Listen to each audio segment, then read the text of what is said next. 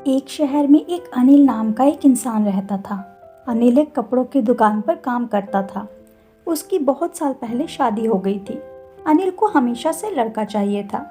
लड़का वंश का कुलदीपक होता है, पिता का नाम रोशन करता है और बुढ़ापे का सहारा होता है। पर लड़की शादी करके चली जाती है। ऐसी सोच रखने वाला वह पड़ोसियों को भी यही बात बताता था। शादी के कुछ साल बाद उसे 2 लड़के हुए। बड़े बेटे का नाम करण और छोटे बेटे का नाम किशन रखा। बाद में कुछ सालों बाद उसकी पत्नी का निधन हो गया। उसके बाद उसी ने उन दोनों बेटों का ख्याल रखा। समय बीता और उसके दोनों बेटे बड़े हो गए और अब दोनों बेटे नौकरी कर रहे थे। दोनों की शादी भी हो गई। शादी होने के बाद भी वह सब एक साथ ही रहते थे।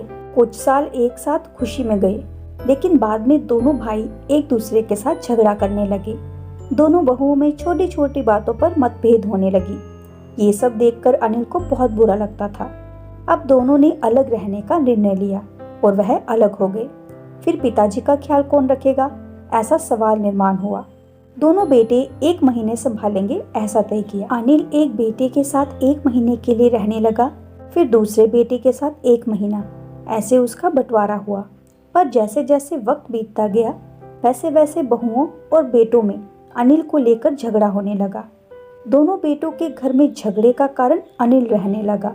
ये बात अनिल को अच्छे से समझ आई थी। अब अनिल को पुरानी यादें याद आने लगी थी। उसने जीवन में कितनी बड़ी गलती की थी, ये उसे अब समझ में आ रहा था। पर अब इसका क्या फायदा। आखिर दोनों बेटों ने पिताजी को वृद्धाश्रम भेजने का निर्णय लिया। एक दिन दोनों ही पिताजी को लेकर वृद्धाश्रम में गए। वहां जाने पर सभी औपचारिकता पूरी करके पिताजी को मिलकर वह दोनों अपने अपने घर वापस चले गए। बेटों के घर जाने के बाद अनिल बहुत रोने लगा। उसके बाद वृद्धाश्रम में से कई लोगों ने उसे समझाया, पर वह बहुत दुखी हो गया था। अनिल को वृद्धाश्रम में आकर 8-10 दिन हो गए थे। वह किसी से भी बातचीत नहीं करता था और एक पेड़ के नीचे बैठकर विचार में मग्न रहता था। वहां के लोग उसे पूछते थे, पर उसने किसी को भी कुछ नहीं बताया। कुछ दिनों में वह एक व्यक्ति से थोड़ा बहुत बोलने लगा। बाद में दोनों की अच्छी दोस्ती हो गई। एक दिन वह दोनों बैठे थे, तब वह व्यक्ति अनिल को अपनी कहानी बताने लगा। वह बोला कि मुझे एक ही बेटा है। वह मेरे साथ छोटी छोटी बातों पर झगड़ा करता था। इस बात को मैं बहुत उब गया था। उस वजह से मैंने वृद्धाश्रम में रहने का निर्णय लिया। मुझे कभी कभी लगता था कि मुझे बेटे के साथ एक बेटी भी होती तो कितना अच्छा होता।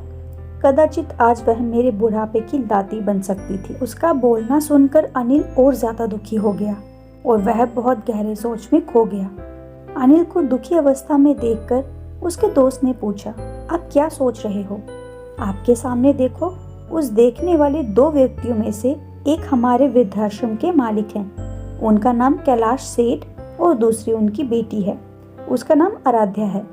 वृद्धाश्रम का सारा काम उनकी बेटी संभालती है। कैलाश सेठ इनको एकमात्र बेटी थी। बेटी माँ और पिताजी से बहुत प्यार करती है। उतना ही प्यार वह वृद्धाश्रम के हर एक व्यक्ति से भी करती है। अनिल सिर्फ उसकी तरफ देखते ही रह गया और उसका मन और भी ज्यादा दुखी होने लगा। रात होने लगी थी। हर एक वृद्ध अपने अपने रूम में जाने लगे। अनिल भी उसके रूम में जाता है। रात का खाना जल्दी खाकर सब लोग सो जाते हैं। अनिल को उसका भूतकाल याद आता है। अनिल की शादी होने के बाद उसे पहले बेटी हुई थी। उस वक्त उसे बहुत गुस्सा आया था। पत्नी के मना करने के बाद भी गुस्से में उसने बेटी को उठाया और दूर जाकर उसे वहां छोड़ आया। पर अब पश्चाताप करने के सिवाय रास्ता भी नहीं था। अनिल को रात भर नींद नहीं आई। दूसरे दिन वृद्धाश्रम में एक छोटा सा प्रोग्राम था। हर एक जन जल्दी उठता है और अपने अपने काम में लग जाते हैं। दोपहर में सब लोग हॉल में एकत्रित हुए। कैलाश सेठ और आराध्या भी आए थे वहां पर। प्रोग्राम चालू था, तब कैलाश सेठ का ध्यान 2-3 बार अनिल की तरफ गया। अनिल उनको बहुत उदास बैठा हुआ दिखा। उनको लगता है कि शायद उसकी तबीयत अच्छी नहीं होगी। प्रोग्राम खत्म होने के बाद वह अनिल से बात करने के लिए उनके पास जाते हैं। वह अनिल को दुखी होने का कारण पूछते हैं। तभी अनिल बहुत रोने लगता है और थोड़ी देर बाद वह अपनी पूरी कहानी उनको बताता है कि मुझे पहले बेटी हुई थी, पर मुझे बेटी नहीं चाहिए थी, इसलिए मैं गुस्से में आकर उसे छोड़कर आया। आज जब मैंने आपको आपकी बेटी के साथ देखा तो तभी मुझे समझ आया कि बेटी कितना प्यार करती है। मेरी बेटी भी मेरे साथ होती तो मुझे यहाँ वृद्धाश्रम में नहीं रहना पड़ता। मेरे दोनों बेटों ने मुझे दुख के सिवा कुछ भी नहीं दिया। मैंने किए हुए पापों की सजा आज मैं भुगत रहा हूँ। अनिल की सब बातें सुनकर कैलाश सेठ को मन में बहुत दुख हो रहा था। दुखी होकर वो अनिल को बोलते हैं कि ये मेरी बेटी नहीं है, मुझे ये नदी किनारे मिली थी। मैं उसे घर ले आया और बहुत प्यार से बड़ा किया। मैं और मेरी पत्नी उससे बहुत प्यार करते हैं और वह हम दोनों से भी उतना ही प्यार करती है। पूरी कहानी सुनने के बाद अनिल बोलता है कि मैंने मेरी बेटी को भी नदी के किनारे मंदिर के पास छोड़ा था। ये सुनकर कैलाश सेठ को थोड़ा गुस्सा आया और वह वहां से निकलने ही वाले थे। तभी उसी वक्त वह अनिल को पूछते हैं, आपकी बेटी का बर्थ मार्क वगैरह आप बता सकते हो क्या? अनिल ने तुरंत जवाब दिया, हाँ बता सकता हूँ। उसके बाएं हाथ पर और पैर पर एक एक उंगली ज्यादा थी। यह जवाब सुनकर कैलाश सेठ को विश्वास होता है कि आराध्या उसी की ही बेटी है। ये सब सुनकर कैलाश सेठ वहां से चला जाता है।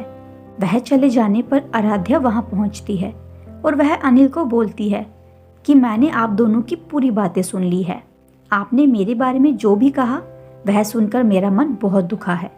एक पिता खुद ही बेटी के बारे में ऐसा निर्णय ले सकते हैं, ये सुनकर मुझे बहुत बुरा लगा है। आपने जो भी किया वह बहुत गलत था। आपने मुझे बेटी बोलने का अधिकार खो दिया है। मैं आपकी बेटी होकर भी आप मुझे रास्ते पर छोड़कर चले गए थे और मैं उनकी बेटी ना होते हुए भी उन्होंने मुझ पर जान निछावर कर दिया। इसलिए वही मेरे सच्चे पिता हैं। आप इस वृद्धाश्रम में रह सकते हैं, पर आज आपने उनके सामने जो बोला है वह फिर कभी भी उनके सामने मत बोलिएगा, क्योंकि आज तक मैंने उनको इतना दुखी कभी नहीं देखा। इतना बोलकर आराध्या वहां से चली गई। अनिल सिर्फ आंखों में आंसू लाकर उसकी तरफ देखता रह गया और अपने नसीब को दोष देता रहा। दूसरे दिन सुबह किसी को भी ना बताते हुए अनिल वृद्धाश्रम छोड़कर चला गया। तो दोस्तों, आज की कहानी के लिए बस इतना ही। कहानी कैसी लगी आप कमेंट सेक्शन में हमें ज़रूर बताइएगा और जाते जाते चैनल को सब्सक्राइब कर दीजिए और कहानी को लाइक कीजिए और अपने दोस्तों के साथ ज़्यादा से ज़्यादा शेयर कीजिए। मिलते हैं बहुत ही जल्द अगली कहानी के साथ। तब तक के लिए शुक्रिया।